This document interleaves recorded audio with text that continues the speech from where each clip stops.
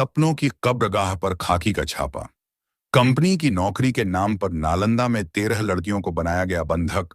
रोंगटे खड़े कर देने वाली रेस्क्यू की पूरी कहानी।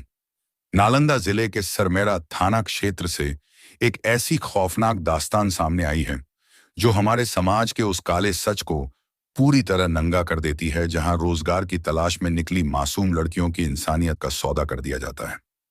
रविवार 22 फरवरी को नालंदा पुलिस और विभिन्न सामाजिक संस्थाओं के एक संयुक्त और बेहद गुप्त अभियान ने सरमेरा के चेरो रोड स्थित एक किराए के मकान पर धावा बोला। बाहर से देखने पर यह एक साधारण सा मकान लगता था, लेकिन इसकी चार दीवारी के पीछे कोई आम परिवार नहीं रह रहा था। यहाँ उन 13 मासूम लड़कियों की चीखें और सिसकियां दफन थीं, जिन्हें किसी बड़ी कंपनी में नौकरी का सुनहरा ख्वाब दिखाकर इस दलदल में धकेल दिया गया था। पुलिस ने मौके से 7 नाबालिग और 6 बालिग लड़कियों को उस नरक से मुक्त कराया है, जहां उनसे जबरन और प्रताड़ित कर ऑर्केस्ट्रा में अश्लील नृत्य कराया जाता था। यह सिर्फ एक पुलिसिया रेस्क्यू ऑपरेशन नहीं था, बल्कि उन बेबस आंखों को एक नई जिंदगी देने की कामयाब कोशिश थी, जो पिछले कई महीनों और सालों से अपनों की एक आवाज सुनने को तरस रही थी। पैसों का शैतान ने सपनों का सौदा और रेखा का शातिर जाल में फंसी लड़कियां। इस खौफनाक कहानी की शुरुआत बड़े ही शातिराना और सुनियोजित अंदाज में होती है। उत्तर प्रदेश से आई चचेरी बहन ऑर्केस्ट्रा की जाल में फंस जाती है। इस मानव तस्करी के दलदल में खींचने का काम रेखा नाम की एक बिचौलिया महिला ने किया था। रेखा ने बड़े ही सधे हुए तरीके से कॉलेज जाने वाली और बाजारों में खरीदारी करने आने वाली ग्रामीण लड़कियों को अपना शिकार बनाया। उसने इन लड़कियों की गरीबी और मजबूरी को भांपते हुए उनके सामने एक ऐसी कंपनी का झूठा ताना बाना बुना, जहां उन्हें प्रतिदिन 1,200 से लेकर 1,500 रुपए तक की अच्छी तनख्वाह मिलने का दावा किया गया था। यहां तक कि उन्हें एडवांस पैसे देने का भी प्रलोभन दिया गया, जो असल में कभी नहीं दिए गए। परिवार की आर्थिक मदद करने की मासूम चाहत में लड़कियां रेखा के इस मीठे जाल में आसानी से फंस गईं। जब लड़कियों ने अपने घरों से विदा ली, तो उनकी माताओं ने पूछा भी कि वे किस कंपनी में जा रही हैं। जवाब में लड़कियों ने बस इतना कहा कि वे किसी कंपनी में काम करने जा रही हैं। उन्हें जरा भी इस बात का इल्म नहीं था कि जिस रास्ते पर वे कदम रख रही हैं, वह सीधे मानव तस्करी के एक अंधेरे और खौफनाक कुएं में जाकर खत्म होता है। चेरो रोड का वह मकान जो बन गया एक खौफनाक जेल। जैसे ही चचेरी बहनें सरमेरा के चेरो रोड स्थित उस किराए के मकान में पहुंची, उनके सारे सपने कांच की तरह चकनाचूर हो गए। मकान की दहलीज पार करते ही सबसे पहले उनके मोबाइल फोन और सारे जरूरी दस्तावेज जबरन छीन लिए गए। बाहरी दुनिया से उनका संपर्क पूरी तरह से और बेरहमी से काट दिया गया। जब लड़कियों को यह हकीकत पता चली कि यहाँ कोई कंपनी नहीं है, बल्कि उन्हें ऑर्केस्ट्रा लाइन में काम करना होगा, तो उन्होंने इसका कड़ा विरोध किया। लेकिन तब तक बहुत देर हो चुकी थी और वे एक गहरे चक्रव्यूह में फंस चुकी थीं। विरोध करने वाली लड़कियों पर जुल्म ढाए गए, उन्हें गालियां दी गईं और बुरी तरह डराया धमकाया गया। उस मकान को एक अवैध जेल में तब्दील कर दिया गया था। लड़कियों को कमरों के अंदर जानवरों की तरह बंद रखा जाता था। मेन गेट से लेकर छत तक जाने वाले हर दरवाजे पर भारी ताले जड़े रहते थे। उन्हें सिर्फ तभी कमरों से बाहर निकाला जाता था जब उन्हें रात के अंधेरे में काम ऑर्केस्ट्रा पर भेजना होता था। तब भी उनके साथ निगरानी के लिए लड़के भेजे जाते थे, ताकि वे रास्ते से भाग न सकें। शॉर्ट काम का खौफ और यातनाओं की इंतहा। इस कैद खाने के अंदर की जिंदगी किसी खौफनाक सपने से भी बदतर थी। इस पूरे रैकेट को चलाने और लड़कियों पर जुल्म ढाने में मुख्य भूमिका पप्पू नाम के एक शख्स की थी, जो उत्तर प्रदेश, संभवतः बनारस का रहने वाला बताया गया है। उसके साथ इस जरायम में पपीता कली उर्फ काजल कुमारी नाम की एक महिला कंधे से कंधा मिलाकर चल रही थी। जो खुद को इस ऑर्केस्ट्रा की संचालिका बताती थी। रेस्क्यू के बाद सहमी हुई लड़कियों ने बताया कि पप्पू और काजल उनके साथ अमानवीय सलूक करते थे। बात सिर्फ रात भर ऑर्केस्ट्रा में नाचने तक सीमित नहीं थी। इन लड़कियों पर शॉर्ट काम यानी घिनौने शारीरिक और यौन शोषण और गलत काम करने का भी भारी मानसिक और शारीरिक दबाव डाला जाता था। जो भी लड़की इसका विरोध करती या अपने घर वालों का हालचाल जानने के लिए अपना छीना हुआ फोन मांगती, उसकी बेरहमी से पिटाई की जाती थी। पीड़ितों ने रुंधे गले से नाम की एक लड़की का जिक्र किया। लड़की ने जब अपना फोन मांगा था, तो उसे बाकी सभी लड़कियों के सामने इतनी बुरी तरह से मारा पीटा गया कि बाकी लड़कियां खौफ से कांप उठीं। संचालकों ने यह खौफनाक नजीर पेश कर दी थी कि जो भी भागने या आवाज उठाने की कोशिश करेगी, उसका अंजाम पूजा से भी ज्यादा भयानक होगा। छत से एक दुस्साहसिक छलांग और आजादी की किरण। जुल्म जब हद से गुजर जाता है तो बगावत जन्म लेती है। इस मामले में भी ऐसा ही हुआ। कैद में मौजूद दो चचेरी बहनें, जिनमें से एक का नाम ओशाम आन था है आमय और नबह क्वीन था, लगातार इस नर्क से भागने की फिराक में थीं।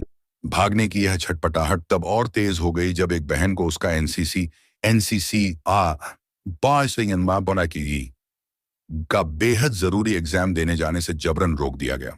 उन्हें यह बात गहराई से समझ आ गई थी कि अगर वे यहां से नहीं निकली तो उनकी जिंदगी इसी बंद कमरे में घुट घुट कर खत्म हो जाएगी। एक दिन अपनी जान हथेली पर रखकर उन्होंने कपड़े सुखाने का बहाना बनाया। वे किसी तरह चकमा देकर छत पर पहुंची और बिना कुछ सोचे समझे छत से नीचे छलांग लगा दी। यह एक ऐसी दुस्साहसिक कोशिश थी जिसमें उनकी हड्डियां टूट सकती थीं या जान भी जा सकती थी, लेकिन उस नर्क में तिल तिल कर मरने से बेहतर उन्हें यह खतरा उठाना लगा। उनके पास घर से लाए हुए केवल 500 रुपए बचे थे, जिन्हें उन्होंने इन दरिंदों की नजरों से छिपा कर रखा था। इन्हीं 500 रुपयों के सहारे वे किसी तरह अपने घर पहुंचने में कामयाब रहीं और यहीं से इस पूरे रैकेट के पतन की कहानी शुरू हुई। एक गुप्त सूचना और मानवाधिकार आयोग की एंट्री। भागने में सफल रही इन्हीं लड़कियों ने मिशन मुक्ति फाउंडेशन तक अपनी और अपनी साथी लड़कियों की दर्दनाक आपबीती पहुंचाई। सूचना मिलते ही मिशन मुक्ति फाउंडेशन के सहयोगी पार्टनर प्रयास प्रयास जेएसी ने तुरंत और बेहद गुप्त रूप से इस पूरे मामले की जमीनी तफ्तीश की। जब यह पूरी तरह से पुष्टि हो गई कि सरमेरा में एक बड़े मानव तस्करी रैकेट को खुलेआम अंजाम दिया जा रहा है, तो बिना समय गंवाए राष्ट्रीय मानवाधिकार आयोग एनएचआरसी, नई दिल्ली के सदस्य माननीय प्रियंका कानूनगो और पटना में कमजोर वर्ग के अपर पुलिस महानिदेशक एडीजी डॉक्टर अमित जैन को इस संबंध में एक विस्तृत पत्र लिखा गया। इस उच्च स्तरीय दखल के बाद नालंदा प्रशासन में हड़कंप मच गया और पुलिस पूरी तरह से हरकत में आ गई। Operation rescue. जब खाकी ने तोड़े कैद खाने के ताले, 22 फरवरी को इन लड़कियों के जीवन में आजादी का नया सूरज लेकर आई। नालंदा के पुलिस अधीक्षक के कड़े और स्पष्ट निर्देशों के बाद मिशन मुक्ति फाउंडेशन दिल्ली के निदेशक वीरेंद्र कुमार सिंह के साथ समन्वय स्थापित करते हुए एक बेहद मजबूत और चुस्त रेस्क्यू टीम का गठन किया गया। इस विशेष टीम में anti human trafficking unit AHTU, महिला थाना के पुलिस पदाधिकारी और सरमेरा थाना की तेज तर्रार पुलिस शामिल थी। पूरी रणनीतिक योजना के साथ चेरो रोड के उस संदिग्ध किराए के मकान की घेराबंदी की गई। जब पुलिस ने दरवाजे तोड़कर अंदर प्रवेश किया तो वहां का नजारा किसी को भी विचलित कर देने वाला था। कमरों में बंद 13 सहमी, डरी और यातनाएं झेली हुई लड़कियां बरामद हुईं। पुलिस ने तुरंत एक्शन लेते हुए मौके से ही मुख्य ऑर्केस्ट्रा संचालिका को धर दबोचा। सलाखों के पीछे संचालिका और कानून का शिकंजा। गिरफ्तार की गई महिला की पहचान पपीता कली उर्फ काजल कुमारी के रूप में हुई है। पुलिस रिकॉर्ड के अनुसार 22 वर्षीय काजल मध्य प्रदेश के सिंगरौली जिले थाना चितरंगी के दरबारी गांव की रहने वाली है और उसके पति का नाम दादूलाल घसिया है। पुलिस ने इस संगीन मामले में तुरंत प्राथमिकी एफआईआर दर्ज कर ली है और आगे की विधिक तथा कानूनी कार्रवाई बेहद सख्ती के साथ की जा रही है।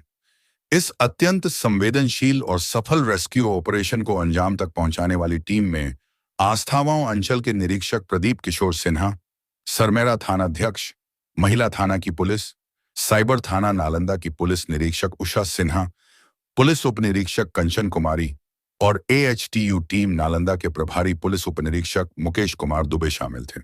इसके अलावा नागरिक समाज और संस्थाओं की तरफ से मिशन मुक्ति फाउंडेशन के वीरेंद्र कुमार सिंह, सायमा पुदेमद्वांती सिंह, रेस्क्यू फाउंडेशन दिल्ली के जांच अधिकारी अक्षय पांडे, जिला बाल संरक्षण इकाई चाइल्ड हेल्पलाइन नालंदा के रंजन कुमार पाठक और प्रयास जेएसी नालंदा के अब्दुल मलिक खान ने भी इस खौफनाक रैकेट को तोड़ने में अपनी महत्वपूर्ण भूमिका निभाई। नमस्कार। हम लोग के पास एक माइनर लड़की ने एक सूचना दी थी कि उसको यहाँ पर सरमेरा थाना क्षेत्र में उसको और कई अन्य साथियों को बुला करके जबरन में काम कराया जा रहा है। उनको रेस्क्यू की जरूरत है। इसमें हमने हमारे सहयोगी पार्टनर प्रयास जुनेद से हमने रेकी कराई, इन्वेस्टिगेशन कराया, उसमें बात सत्यता पाई गई। इसके बाद हमने ऑनरेबल एनएचआरसी को पत्र लिखा और माननीय कानून एडीजीपी कर सेक्शन साहब को और एसपी साहब इसकी सहयोग का आदेश दिया।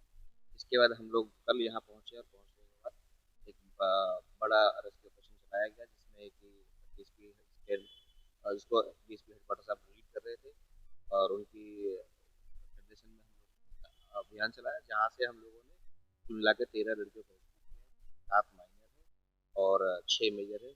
सभी की एक ही कहानी है, यहाँ पर सभी को जबरन बंधक बना कर रखा था और मुख्य बात यह है कि इन सभी का फ़ोन छीन लिया गया।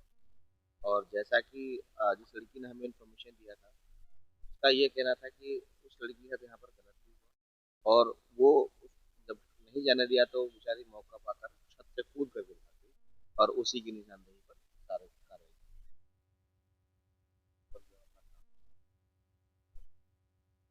देखिए, जैसा कि अभी तक हम लोगों ने कई सारे जिलों में जो काम हमने किया है रेस्क्यू में, और वहाँ से हमें यही समझ में आता है कि ये लड़कियों को नौकरी का झांसा दे करके, प्यार का झांसा दे करके और यहाँ ला करके ऑर्केस्ट्रा में लगा दिया था और ऑर्केस्ट्रा के नाम पर बहुत सारी अन्य चीजें भी इनके साथ की जाती हैं। वीरेंद्र कुमार सिंह, मैं मिशन